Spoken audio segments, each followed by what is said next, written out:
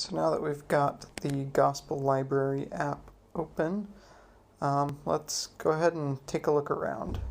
So right now we are on the home page, as indicated in the bottom left, and we see a few items here at the top.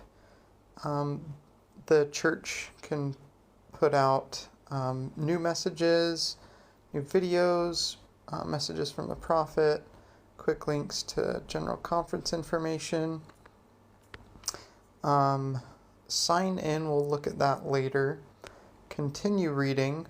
Since we haven't started reading anything yet, nothing will show up there. But the first place you probably want to start is going to the library. Now here you'll see there's a section about Jesus Christ, scriptures, general conference, and so on. Let's go ahead and open the scriptures. So we've got the Old Testament, New Testament, Book of Mormon, and so on. So let's go ahead and just open the Book of Mormon. Now these are the various books within the Book of Mormon.